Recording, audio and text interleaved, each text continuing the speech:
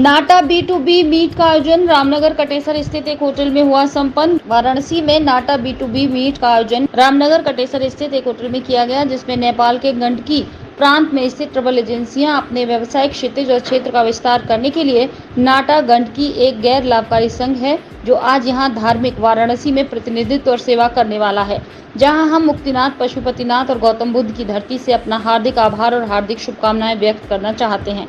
पोखरा metropolitan city के समर्थन और प्रोत्साहन के साथ हम सभी यात्रा उत्साही लोगों को पोखरा आने के लिए आमंत्रित करने के लिए यहां आए हैं। पोखरा से वाराणसी के लिए पर्यटन संचालन की संभावनाएं तलाशना। अंत में हमें विश्वास है कि ये मुलाकात छिपी हुई आपसी समझ, हमारे सांस्कृतिक संबंधों और पर्यटन एकता की संभावनाओं को प्रकट करेगी।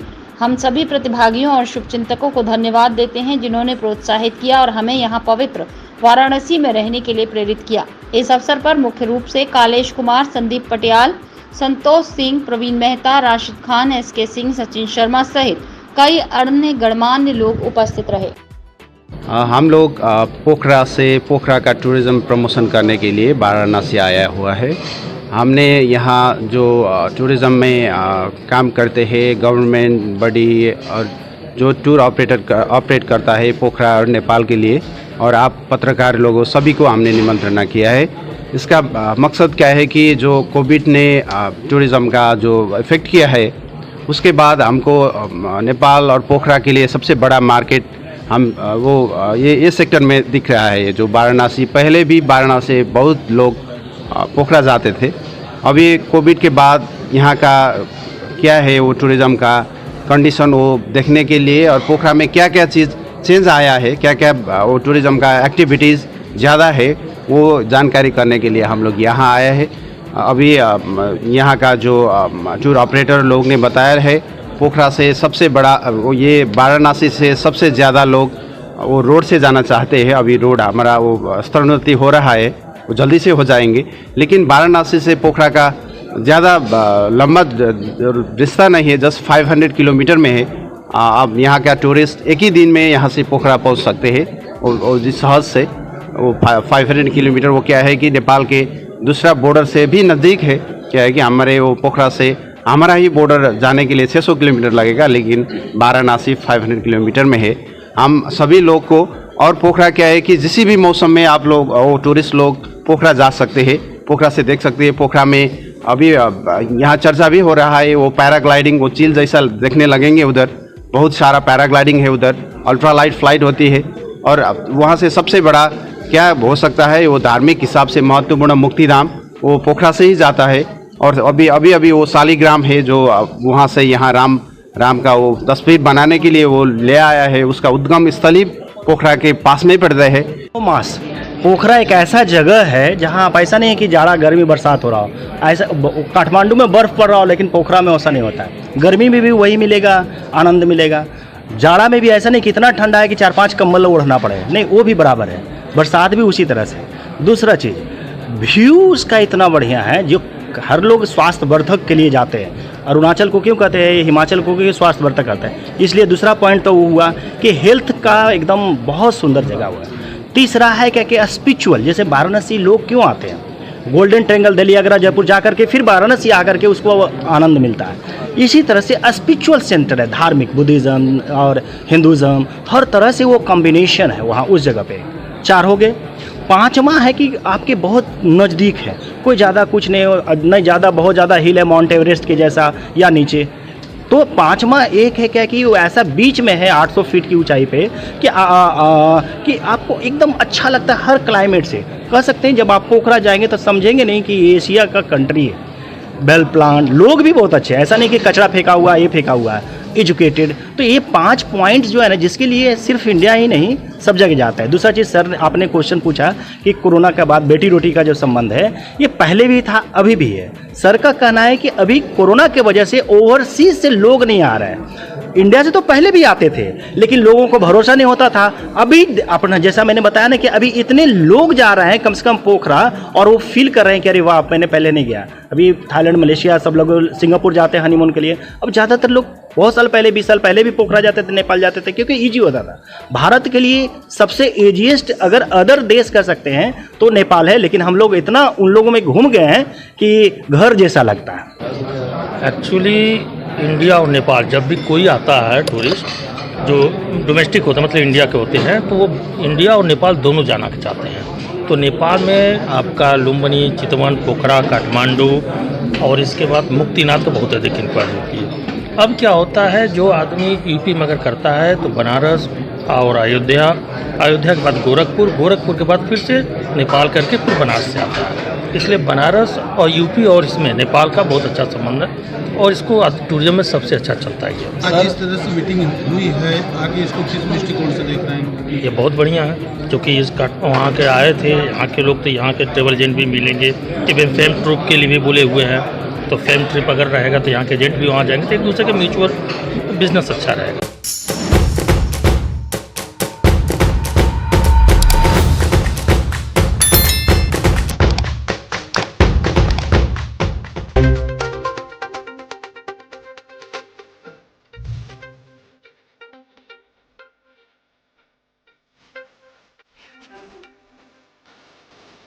शॉर्ट सर्किट से अचानक लगी आग, हजारों का सामान जलकर राख।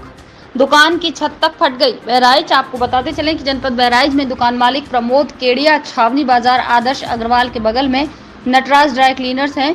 दुकान में रात लगभग 12:30 बजे संभवतः शॉर्ट सर्किट से अचानक आग लगी, जिसमें हजारों का सामान जलकर राख हो गया। दुकान की छत तक फट गई। 3 दमकल की गाड़ियां लगी। 1.5-2 घंटे की मेहनत के बाद फायर ब्रिगेड के जवानों ने काबू पाया। प्रभारी निरीक्षक नगर कोतवाली शैलेश सिंह प्रभारी चौक घंटाघर भारी पुलिस बल के साथ मौजूद रहे। दुकान मालिक का कहना है कि आग कैसे लगी उसके कारणों का पता नहीं और नुकसान का भी अभी आकलन नहीं किया जा सका है। दुकान में ड्राई क्लीन के लिए आए ग्राहकों के अधिकतर कपड़े बच गए हैं। दुकान के पीछे से घुसकर कपड़े निकाल लिए गए, वरना नुकसान और अधिक होता। ईद का समय था, लोगों ने अपने नए कपड़े ड्राई क्लीन के लिए दे रखे थे। चौराहे पर नटराज ड्राई क्लीनर की दुकान पर जैसे आग लगने की सूचना आज न्यूज को मिली, कंट्रोल रूम से तुरंत एक्शन किया गया और मौके पर आकर के जो है कार्रवाई शुरू की गई और पानी एक करके इसको बुझा दिया गया। कितनी गाड़ियाँ फायर ब्रिगेड किया? 3 गाड़ियाँ हमारी। कितनी देर लगी आपको? लमसम 1.5 घंटा लमसम आपको पूरी तरह से कंट्रोल हो गया। कितना नुकसान हुआ होगा, कुछ अंदाजा मिला जाए? नुकसान का अंदाजा अब मालिक से ही पता चलेगा कितना नुकसान। क्या कारण रहा आग लगने का? इलेक्ट्रिक शॉर्ट से संभवतः लगी है। ये अब पता नहीं किस वजह से मेरे पास फ़ोन पहुंचा, हम तुरंत दौड़े हैं, लेकिन अब बिजली का कनेक्शन ऑफ कर देते हैं रात में दुकान बंद करने से पहले। केवल इन्वर्टर की लाइन चलती है बस। तो आग लगने के कारणों का नहीं पता लग पाया। अभी क्या स्थिति है? अब आग बुझ गई है, फायर ब्रिगेड तुरंत आ गई थी और आग बुझा दी गई है। अंदर सामान हटाया जा रहा है। क्या नुकसान हुआ होगा, कुछ आपको अंदाजा? ये सच नहीं कर सकते।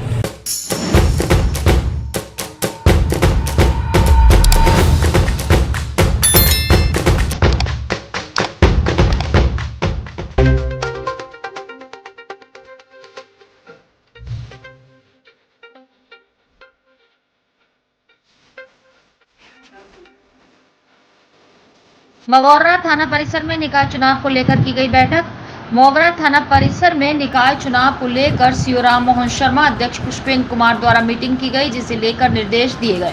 सीओ मोहन शर्मा ने बताया कि सभी पुलिसकर्मियों को निर्देशित किया है कि किसको कैसी ड्यूटी और कहां तैनाती, बहुत क्षेत्र में गश्त देने को कहा है।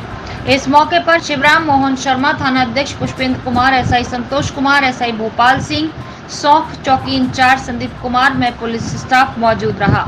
आज आपने मगौरा थाने में मीटिंग करी है चुनाव के, उसमें बताएंगे सर। लगभग रोज मीटिंग करते हैं। निकाय चुनाव को देखते हुए विभिन्न पहलुओं पर हम रोज मार्गदर्शन करते हैं, प्रातः और सायं। कभी एसएचओ करते हैं, कभी ये करते हैं, कभी हम करते हैं, कभी एसपी साहब करते हैं। अब नए नियमों के हिसाब से जो चुनाव हो रहा है, पर्चा सबके दाखिल हो गए, कैंडिडेट क्लियर हो गए, आचार संहिता का पालन हो रहा है कि नहीं हो रहा है, इस बारे में पूरे बीट तक एक एक कांस्टेबल को मैन टू मैन बताया गया है कि वो लोग काम करें।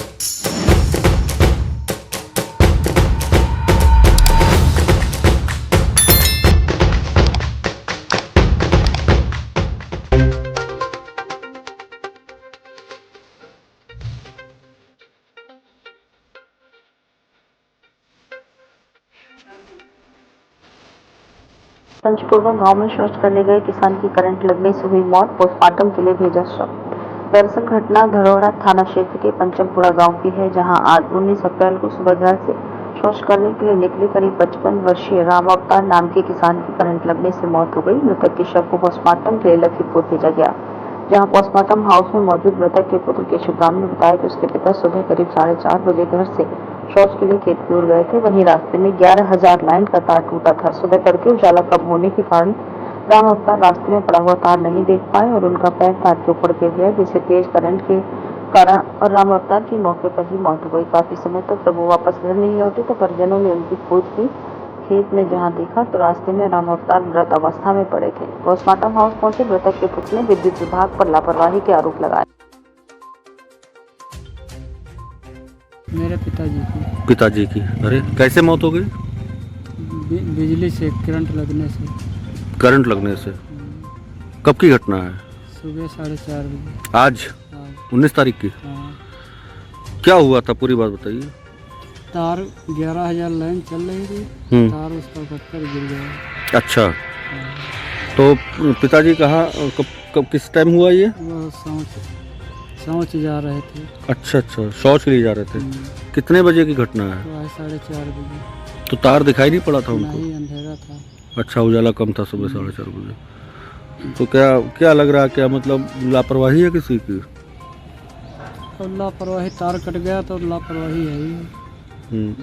और आप लोगों को कैसे पता चला कि जब जैसे थोड़ी देर टाइम देख कर जैसे नहीं आए तब देखने गए जैसे तो वो पड़े हुए थे, मतलब तब मृत हो चुके थे।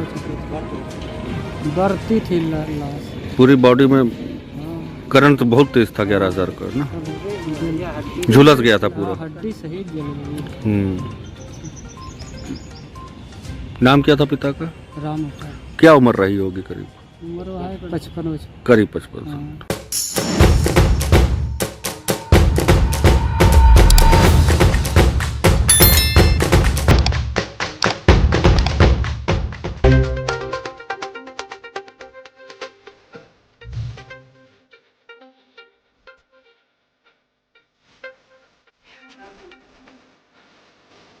जिलाधिकारी ने ईद को लेकर की जिला शांति समिति की बैठक। बलिया जिलाधिकारी रविंद्र कुमार ने जिला शांति समिति की बैठक कलेक्ट्रेट सभागार में की। बैठक का उद्देश्य जिला प्रशासन के सहयोग से ईद के त्योहार को भाईचारे के साथ मनाया जाए। जिलाधिकारी ने कहा कि बलिया में विश्वीपुर मस्जिद में व्यवस्था अभी से कर ली जाए। सभी ईद साफ सफाई की पूरी व्यवस्था रखें, किसी प्रकार की गंदगी न हो। खासतौर पर मस्जिदों के आसपास साफ सफाई की व्यवस्था हो, क्योंकि गर्मी का मौसम है, इसलिए साथ में पानी की व्यवस्था हो। डीपीआरओ को निर्देश दिया कि ग्रामीण क्षेत्र में ईद के दिन पूरी व्यवस्था रखें। जिलाधिकारी ने कहा कि शासन का निर्देश है कि सड़क पर नमाज न पढ़ी जाए। आप लोगों को जिस भी किसी चीज की आवश्यकता हो प्रशासन को अवगत कराएं, अफवाहों से बचें। यदि कोई परेशानी आती है तो पुलिस प्रशासन को अवगत कराएं। आप लोगों से अपील है कि त्योहार को भाईचारे से मनाएं। पुलिस अधीक्षक राजकरण नैयर ने कहा कि आगामी अलविदा की नमाज के इस बैठक में आप सभी से अनुरोध है कि पुलिस के साथ कंधे से कंधा मिलाकर पर्व को मनाएं। शांति समिति की बैठक का उद्देश्य लोगों को संदेश देना है कि आपसी भाईचारा बनाए रखें। यदि कोई कानून हाथ में लेता है तो कार्रवाई होना तय है।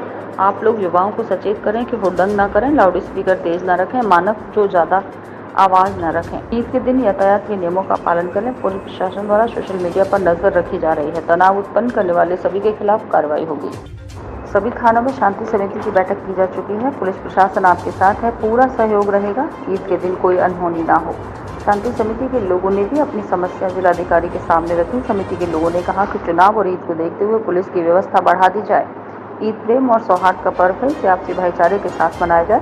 बैठक में शांति समिति के सदस्यगण भी उपस्थित थे।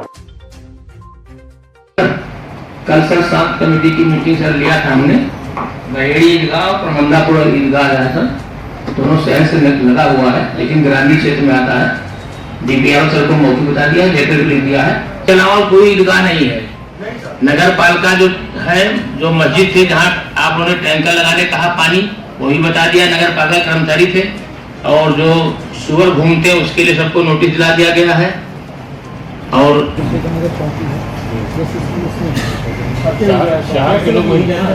जी सर, जी।